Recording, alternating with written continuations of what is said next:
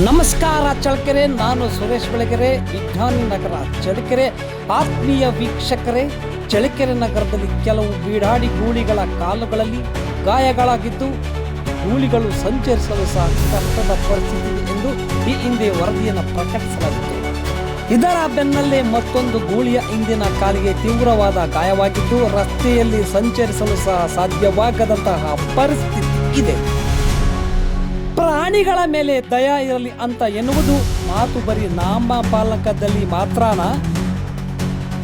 ಗೂಳಿಯ ಕಾಲಿಗೆ ಆಗಿರುವ ಗಾಯದ ತೀವ್ರತೆಯನ್ನು ಗಮನಿಸಿ ಅಗತ್ಯ ಪ್ರಾಥಮಿಕ ಚಿಕಿತ್ಸೆ ನೀಡಿ ಸೋಂಕು ತಡೆಗಟ್ಟಲು ಪಶು ವೈದ್ಯರು ಗಮನ ಹರಿಸಿ ಸೂಕ್ತ ಚಿಕಿತ್ಸೆ ನೀಡ್ತಾರಾ?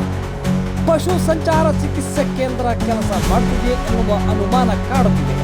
ಅಧಿಕಾರಿಗಳು ಯಾಕೆಷ್ಟು ನಿರ್ಲಕ್ಷ್ಯ ವಹಿಸುತ್ತಾರೆ ಮತ್ತು ಪ್ರಾಣಿ ದಯ ಸಂಘ ಎಲ್ಲಿ ಹೋಗಿದೆ? ಎಲ್ಲಿಯಾದರೂ ಪ್ರಾಣಿ ಬಲಿ ಕೊಡ್ತಾರೆ ಅಂದರೆ ಬಂದು ನಿಲ್ಲುವ ಪ್ರಾಣಿ ದಯ ಸಂಘದ ಪದಾಧಿಕಾರಿಗಳೇ.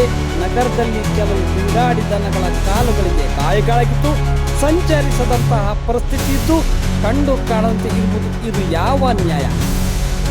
ಸಂಚಾರಿ ಪಶು ವೈದ್ಯಕೀಯ ಕುರಿತಂತೆ ಸಾರ್ವಜನಿಕ ವಲಯದಲ್ಲಿ ತೀವ್ರ ಆಕ್ರೋಶ ವ್ಯಕ್ತವಾಗುತ್ತಿದೆ. ಆತ್ಮೀಯ ವೀಕ್ಷಕರೇ, ಈ ವಿಡಿಯೋವನ್ನು ಶೇರ್ ಮಾಡಿ ಪ್ರಾಣಿ ದಯಾ ಸಂಘ ಮತ್ತು ಪಶು ಅಧಿಕಾರಿಗಳಿಗೆ ತಲುಪುವಂತೆ ಮಾಡಿ. ಗಾಯಗೊಂಡಿರುವ ಗೂಳಿಗಳ ಕಾಲುಗಳಿಗೆ ಚಿಕಿತ್ಸೆ ನೀಡಲಿ ಎನ್ನುವುದು ನಮ್ಮ ಸಾಮಾಜಿಕ ಕಳಕಳಿ.